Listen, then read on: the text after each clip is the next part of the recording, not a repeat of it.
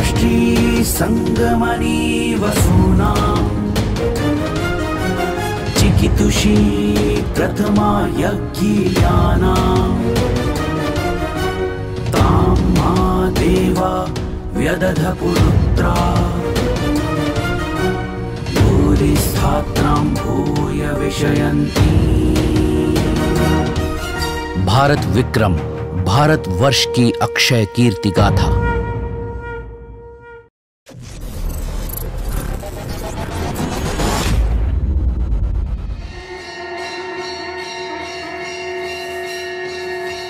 मध्य प्रदेश की प्राचीन नगरी उज्जैन में हुए विक्रमादित्य बृहत्तर भारत विचार समागम में सम्राट विक्रमादित्य पर आधारित विभिन्न विषयों पर मंथन किया गया। इस 3 दिवसीय विचार समागम में देश भर से आए विद्वान वक्ताओं ने अपने विचार रखे। पिछले अंक में हमने कुछ वक्ताओं के विचार सुने। प्रस्तुत है इस 3 दिवसीय समागम पर विभिन्न वक्ताओं के विचार। इतिहास लिखते हैं क्योंकि हमारे पास पुरातात्विक स्रोत, साहित्यिक स्रोत और सभी प्रकार की चीज़ें हमारे पास भरमार है। जब इतिहास का निर्माण होता है तब हम लोग स्रोतों पे जाते हैं, और जब हम लोग स्रोतों पे जाते हैं, सोर्सेज पे जाते हैं, तो हमारे पास 3 मोटे मोटे सोर्सेज निकल के आते हैं: पुरातात्विक स्रोत, साहित्यिक स्रोत और विदेशी यात्रियों का वर्णन। यदि हम लोगों के पास स्रोतों को नए ढूंढने, हमारी एक पहल रहती है, हम ये स्रोत ढूंढ लाए, हम एक सिक्का नया ले आए, हम एक साहित्यिक संदर्भ यहाँ से ले आए, हम वहाँ से ले आए। क्यों ना एक बार इतिहास की उस चीज़ पर भी ध्यान दिया जाए जिसे कहा जाता है पुनर्अनुशीलन।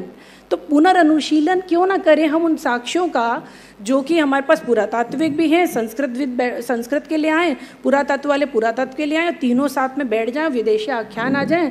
और एक चीज़ जो विक्रमादित्य के साथ अद्भुत संगम करती है, लोकाख्यान, जिनकी बात हम लोग अक्सर करते हैं कि विक्रमादित्य यदि सदियों तक, आज हम 2022 में पहुंच गए हैं और प्रथम शताब्दी के इस नायक को हमने केवल लोकाख्यानों में, अभी 50 वर्ष से हमारे पास सारे साक्ष्य इकट्ठे हुए हैं। इसके पहले क्या था? लोकाख्यान थे, केवल वही लोकगीत, वही लोक कहानियाँ जिनमें हमें विताल पचीसी हो या हमारी बुतलियों की कहानी हो, हम बड़े रोचक तरीके से उसे पढ़ा करते थे।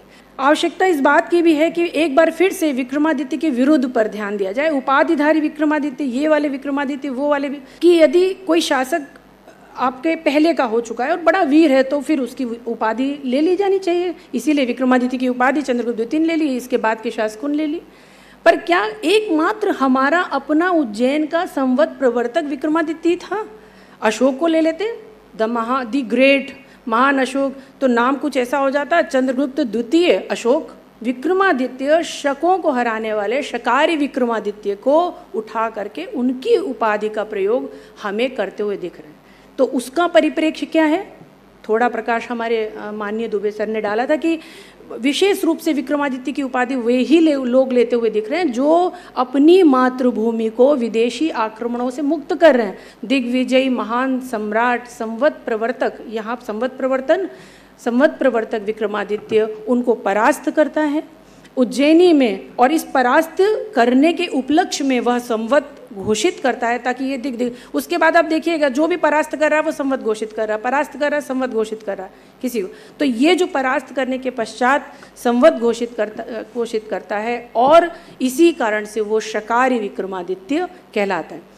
तो विक्रमादित्य, संवत प्रवर्तक विक्रमादित्य, उज्जैनी के महान सम्राट शकारी विक्रमादित्य पूर्ण रूप से स्थापित हो चुके हैं।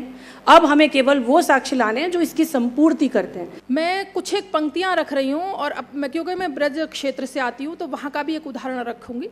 पहले पंक्तियाँ हैं, 2 पंक्तियाँ जिनकी तरफ मैं आप सबका ध्यान केंद्रित करना चाहूँगी कि कहाँ गया धनपत कुबेर वह, कहाँ गया धनपत कुबेर वह, कहाँ गई उसकी वह अलका, नहीं ठिकाना कालिदास के व्योम वाहिनी गंगा जल का। तो यहाँ जो धनपत कुबेर है वो कोई और नहीं, महाराजा विक्रमादित्य ही है, और जो अलका है वो उनकी राजधानी ही है। दूसरी चीज़, अगर हम देखें कि अगर महाराजा विक्रमादित्य के व्यक्तित्व और कर्तृत्व पर अगर हम कुछ कहना चाहें, कोई भी कुछ कहना चाहे, तो उनके समक्ष हम सभी ठीक वैसे ही हैं जैसे सूर्य को दीपक दिखाना। हम सूर्य को उसकी रोशनी दिखाने के लिए दीपक लेकर के खड़े हो जाएं और कहें कि हमने आपको प्रकाशित किया, तो वो तो स्वयं जाजुल्यमान हैं। हम उनको क्या प्रकाश देंगे? हाँ, इतना कर सकते हैं कि जो उनका स्वरूप है उसको यथावत आगे दे सकें, इस तरह से कुछ संकलन किया जाए, लिपिबद्ध किया जाए, प्रमाणित किया जाए और उन प्रमाणों को साक्ष्य रूप में संकलित किया जाए। क्योंकि मैं मथुरा से हूँ मूलतः, ये दूसरा उदाहरण दे रही हूँ मैं उनके लोक कथाओं का, कि मथुरा से हूँ। वहाँ एक कथा या एक कहना चाहिए मुहावरा प्रचलित है, अगर दो बच्चे झगड़ रहे हैं और एक बच्चे ने दूसरे पर विजय प्राप्त कर ली, तो जिस बच्चे ने विजय प्राप्त कर ली उसको डांटते हुए उसकी माया दादी कहती है, चल हट जा परे को, विक्रमादित्य मत बने, या विक्रम मत बने, चल हट परे को, विक्रम मत बने। इसका मतलब कि जो विक्रमादित्य हैं वो आज भी एक वीर के रूप में, एक साहसी के रूप में, एक अदम्य व्यक्तित्व के रूप में हमारी कथाओं में, हमारे समाज में, हमारे लोकमानस में उपस्थित हैं। मैं राष्ट्रकवि मैथिली शरण गुप्त जी की कुछ पंक्तियां रखते हुए अपनी वाणी को विराम देती हूँ। पंक्तियां हैं, 2 सहर्ष संवत बीते हैं, 2 सहर्ष संवत बीते हैं, हम निज विक्रम बिन जीते हैं, नित्य नयेशक हूण हमारा जीवन रस पीते हैं, होकर भी क्या हुए आज फिर उनके मन चीते हैं। चीते हैं मतलब उनके मन आज भी प्रफुल्लित हैं, वो चीते की तरह से आक्रमण करने के लिए तत्पर हैं हम पर, और हम उनका विरोध करने के लिए ना उनके सैन्य संगठन के जो तरीका था उनका उसका सहारा ले रहे हैं, ना उनके प्रबंधन का सहारा ले रहे हैं। जो नवरत्न उन्होंने 9 क्षेत्रों के से विशेष रूप से अपने पास एकत्रित करके रखे हुए थे विद्वता की पराकाष्ठा के, ना उस पराकाष्ठा का उपयोग कर रहे हैं हम अपने व्यवहारिक जीवन में। तो कह रहे हैं कि आज भी फिर हम उनके बिना जी रहे हैं, और जो विदेशी हैं उनके मन चीते हैं, आपस में संबंध हमारे कड़वे हैं तीते हैं, भरे भरे हैं हृदय हमारे, भरे भरे हैं हृदय हमारे, किंतु हाथ रीते हैं, क्योंकि हम प्रमाणों को संजो नहीं पाए।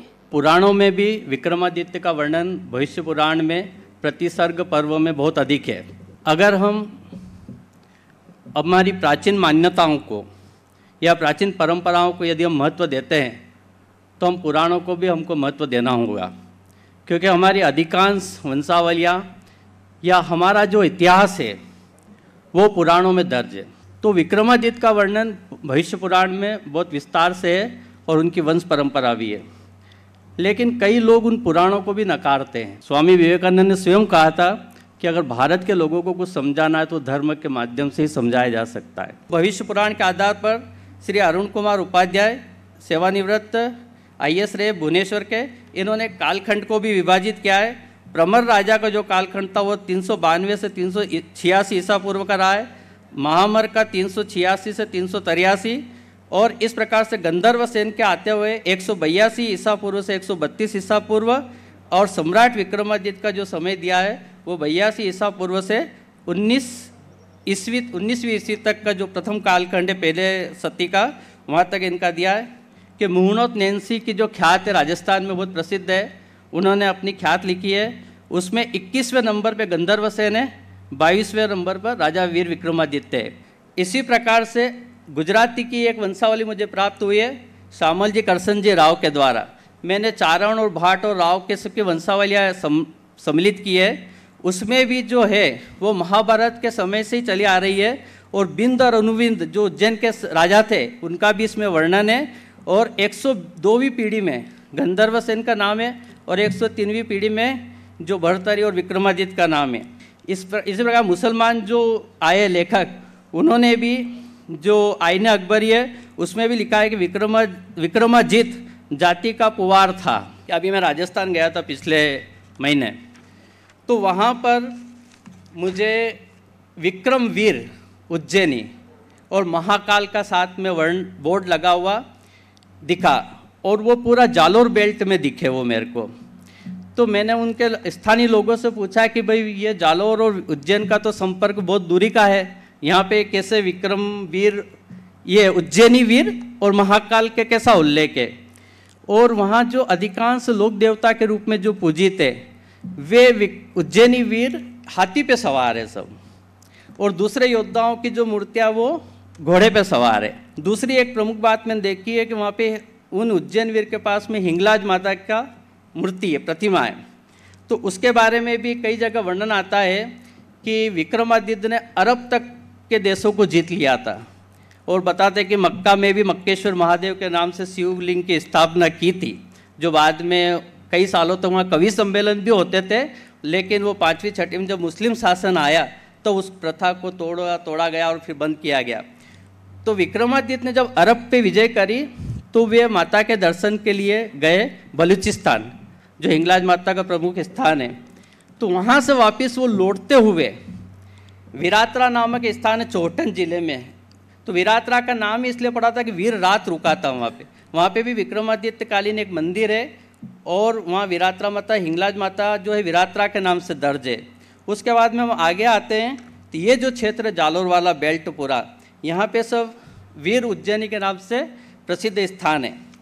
मैंने ये एक नक्शा निकाला, फिर सोचा कि आखिर क्यों ये सब संपर्क बने हुए हैं। तो हम देखते हैं कि बलूचिस्तान से लेके ये जो पूरा राजस्थान का बेल्ट है, आप यहाँ से जैसलमेर से हम सिंध के रास्ते प्रवेश करते हैं, जैसलमेर, बाड़मेर, भिनमाल, और फिर ये आते आते हम आ जाते हैं उज्जैन, जो कल सर वागड़ का क्षेत्र बता रहे थे। तो वागड़ में भी परमारों का शासन था और ये जो प्रमुख स्थान है, यहाँ पर प्राचीन काल में परमारों की राजधानियाँ रही है, शासन रहा है। तो ये पूरा बेल्ट, ये जो कड़ी जो है, ये हमारी जुड़ती है बलूचिस्तान से लेके उज्जैन तक की।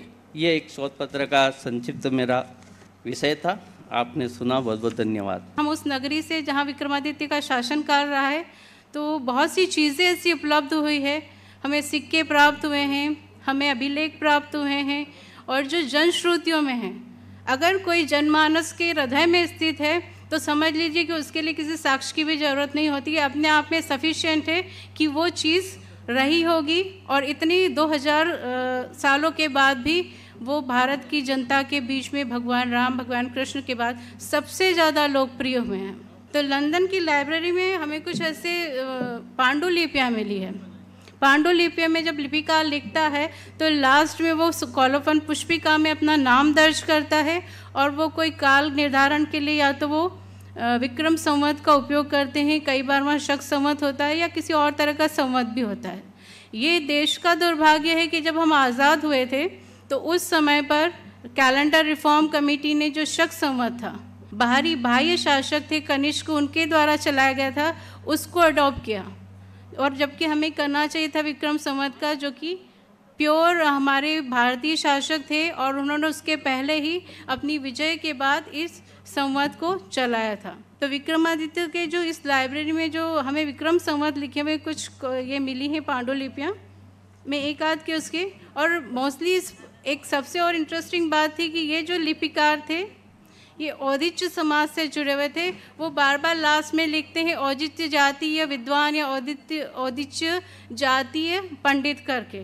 तो ये शायद उस समय जो भी औदिच्य समाज से जुड़े हुए या औदिच्य उसके होंगे, वहाँ पे उन्होंने वहाँ तक पहुँचाया, और ये हमें वहाँ पर मिलते हैं। तो जब गंधर्व सेन को हराकर यहाँ पर शकों ने अपना शासन स्थापित किया, काफ़ी समय तक उनका शासन रहा। उसके बाद जब विक्रमादित्य बड़े हुए तो उन्होंने उन्हीं शकों को हराकर, भविष्य पुराण में शकों के लिए मलेच्छ वर्ड यूज़ किया हुआ है, जो बाहरी थे, जो मलिन थे, और उनको हराकर यहाँ पे फिर से उन्होंने एक भारतीय साम्राज्य की स्थापना की और एक नवीन संवत की भी स्थापना की, जिसे हम विक्रम संवत कहते हैं। और हमें 8वीं शताब्दी से बहुत सारे ऐसे अभिलेख मिलते हैं जहाँ पर विक्रम संवत बिल्कुल हमें 100% दिखाई देता है, और बहुत सारे ऐसे अभिलेख हमको दिखाई देते हैं। अब ये जो इंडिया लाइब्रेरी है लंदन की, उसमें कुछ जो पुष्पिका है उनमें से एक दो मैं पढ़ रही हूँ कि किस तरह से उन्होंने विक्रम संवत का वर्णन किया है।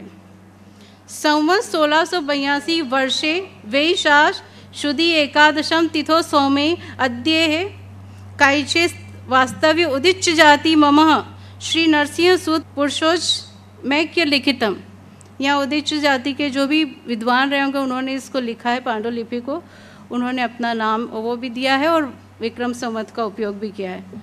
दूसरा है यहाँ पर संवत 1708 वर्षे श्रावण मासे कृष्ण पक्षे द्वादशी भृगुवासरे लिखी उदिच्य जातीय वृद्ध शासायाम राहुल कृष्णजी सुत भ्रधरजी लिखितम स्वयं पठनार्थ परोपकाय। भारतीयों की गरिमा और स्वाभिमान का विषय रहा है ये कि एक ऐसे राजा को हमने, भारतवर्ष में एक ऐसे राजा का आगमन हुआ जिसने देश विदेश में अपनी ख्याति अर्जित की।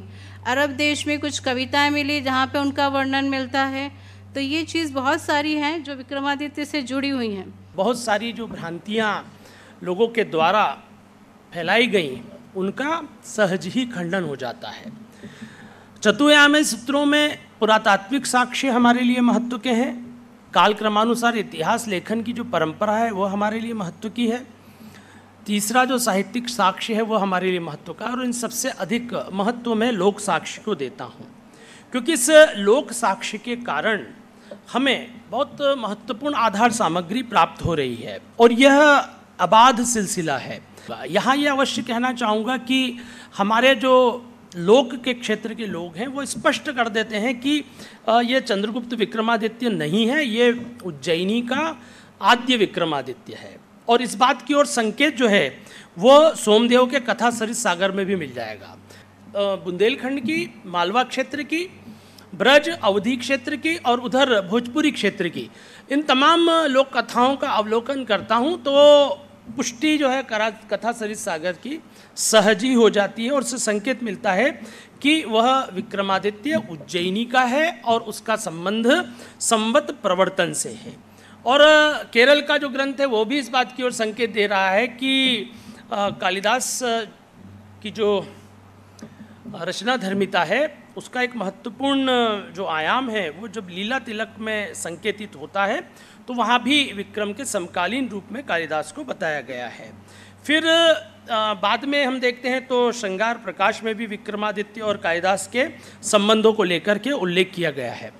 जो चंद्रगुप्त विक्रमादित्य है वह वैष्णवोपासक है, जबकि सम्राट विक्रमादित्य जो संवत प्रवर्तक हैं वह शैवोपासक है। और दूसरा महत्वपूर्ण संदर्भ यह है कि शाक्तोपासना की दृष्टि से भी सम्राट विक्रमादित्य हमें सन्नद्ध दिखाई देते हैं। यह जो 64 योगिनी का मंदिर है, 64 योगिनी, खापरिया चोर और विक्रमादित्य, इनकी कथा जो है वह हमें लोक में मिलती है। तो वृहत्तर भारत का जो संदर्भ है वह भी इन लोकाख्यानों के माध्यम से स्पष्ट होता है।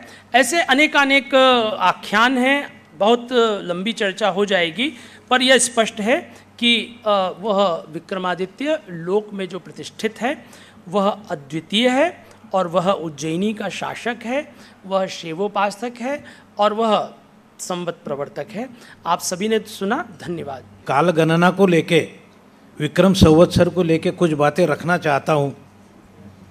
देखो, ये जो सब काल गणनाएँ जो है, ये काल गणनाएँ कुछ वीर महापुरुष, कुछ संप्रदाय, कुछ घटनाएँ, इनके आरंभ के स्मृति में सभी काल गणनाएँ शुरू हुई है। इस काल गणना में विक्रम संवत है, शक संवत है, लोधी संवत भी है और इसके साथ साथ और 35 संवत है। तीसरी सदी में उत्तर भारत में कुषाण और दक्षिण भारत में सातवाहनों के राज्य काल में अस्थिरता पैदा हुई और आगे गुप्त काल में वो अस्थिरता समाप्त होकर एक क्षत्रिय राज्य सत्ता गुप्त काल में शुरू हुई और ख़ास तौर पर विक्रमादित्य के काल में तो बृहत्तर भारत की सर्वांगीण प्रगति हुई है। और इसी में एक खासियत ऐसी है कि विक्रम संवत की शुरुआत भी इसी गुप्त काल में हुई है, पौराणिक काल गणना जो है। क्योंकि पौराणिक काल गणना की खासियत यह है, यूरोप में जब कोई भी काल गणना नहीं थी, यूरोपियन लोग काल गणना करना जानते भी नहीं थे, तब अपने प्राचीन भारत में पौराणिक काल गणना जो थी वो पौराणिक काल गणना यहाँ बहुत अच्छे ढंग से चलती थी। उसका जिक्र जो है वो सिद्धांत शिरोमणि जो ग्रंथ है उसमें पौराणिक काल गणना की बहुत सारी और डिटेल सी मालूमात मिलती है। उसमें सिद्धांत शिरोमणि में तो निमिष जो छोटा जिसको क्षण अपन बोलते हैं, निमिष से लेकर तब महायुग तक निमिष, काष्ठ, कला, घटी, मुहूर्त, दिन, रात, पक्ष, उत्तरायण, दक्षिणायन और युगाब्द तक, क्षण से लेकर तो युगाब्द तक तो बहुत सारा डिटेल में दिया है। जब दुनिया में नहीं था, सिर्फ अपने प्राचीन भारत में था। तिथि क्या रहती है, पंचांग क्या रहता है, वो भी दिया है। पंचांग जो है वो तिथि, वार, नक्षत्र, योग और करण, ये 5 भागों से पंचांग तैयार होता है। विक्रम संवत जो है विक्रमादित्य के नाम से ही शुरू हुई है, विक्रमादित्य ने ही शुरू की है। इसके पहले हम देख चुके हैं कि वेताल पंचविशी में और द्वांतरी शतक पुत्तलिका इस ग्रंथ में, बृहद कथा इस ग्रंथ में विक्रम संवत का बहुत सारा डिटेल आपको मालूम होता है। विक्रम संवत भारत में अनेक राज्यों में, खास करके उत्तरी भारत के राज्य में विक्रम संवत शब्दुर यूज में लाया जाता था। एक विदुषी बहन ने उसका पेपर का समारोह ऐसा किया है कि ये विक्रम संवत जो है वो आगे और अपन ने चलाना चाहिए और वो सार्वत्रिक होना चाहिए। पर मेरा तो ये कहना है विक्रम संवत बंद हुआ ही नहीं है। जब से वो शुरू है तो अभी भी अपना पंचांग देखो, अपना ज्योतिष शास्त्र देखो, और पंचांग ज्योतिष शास्त्र के साथ साथ अपनी जो भी विधियाँ है, जो भी कर्मकांड है, उसमें अभी भी विक्रम संवत का, शक संवत का जिक्र किया जाता है। और जो विदुषी ने जो कहा था कि ये सार्वत्रिक होना चाहिए, तो छोड़ो अपन ये भी बोलेंगे कि ठीक है, कुछ हरकत नहीं है, तो ये सार्वत्रिक होगा तो बहुत ही अच्छा होने वाला है। जिस नक्षत्र में चंद्रमा होता है उसी नक्षत्र से महीने की शुरुआत होती है। तो विक्रम संवत में इसका डिटेल सारा बहुत सारा दिया हुआ है। विक्रम संवत जो है वो पूर्णिमा के दिन चंद्रमा जिस नक्षत्र से शुरू होता है उसी आधार पर महीनों का नामांकन विक्रम संवत करता है। मेरे विवेचन का तात्पर्य यह है कि गत काल में अनेक महत्वपूर्ण प्रसंग मानवीय जीवन में आते रहे हैं। संसार में अलग अलग देशों में महत्वपूर्ण घटनाएं लोगों के स्मरण में रही, उसी आधार से दिन, महीने, साल की गिनती अलग अलग जगह शुरू हुई। कभी महामानवों के जन्मदिन, कभी निर्वाण दिन, कभी राज्यारोहण दिन, कभी राज्याभिषेक दिन आदि घटनाओं पर काल गणना होती रही। ऐसे ही विक्रमादित्य के अनुलक्ष्य में विक्रम संवत शुरू हुआ है। जब विचार समागम की बात होती है तब हमें शोध प्रविधि की सीमा से अतिक्रमण करने की स्वतंत्रता प्राप्त हो जाती है।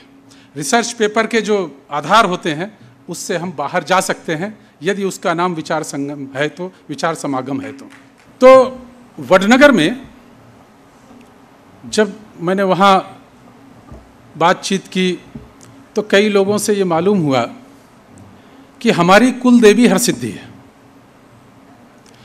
अच्छा, किन लोगों की कुल देवी हरसिद्धि है?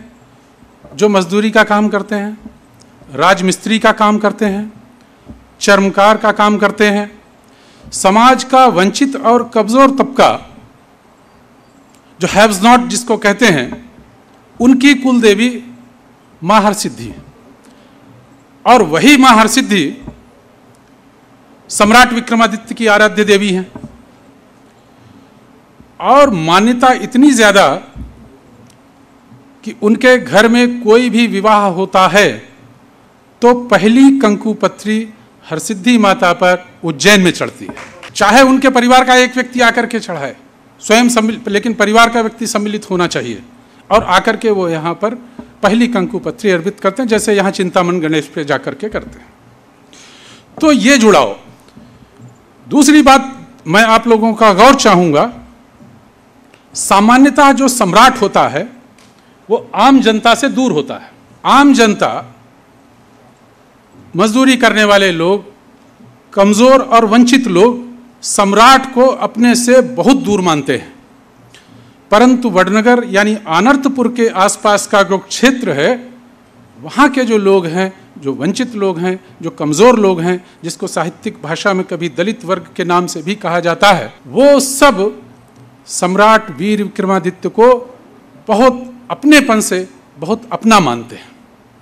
और उनका यह मानना है कि जो राजा विक्रमादित्य की आराध्य देवी थी वही हमारी कुल देवी है। सम्राट विक्रमादित्य वंचितों के भी उतने अपने हैं, कमज़ोर के भी उतने अपने हैं, और इसीलिए उन्हें पर दुख भंजक कहा जाता है। उनका जो पूरा फ्रेज है, जो विशेषण के साथ में लगता है कि पर दुख भंजक राजा वीर विक्रम, इस नाम से उनकी कहानियां वहां प्रचलित हैं।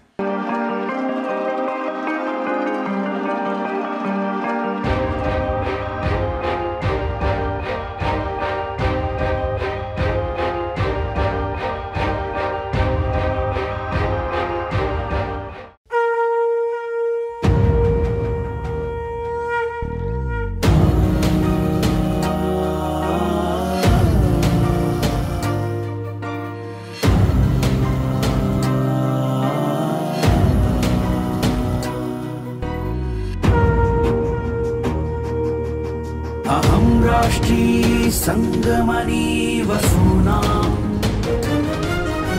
चिकितुषी प्रथमा यज्ञियानां तां मा देवा व्यदध पुरुत्रा भूरिस्थात्रां भूय विषयन्ति। भारत विक्रम भारतवर्ष की अक्षय कीर्ति गाथा।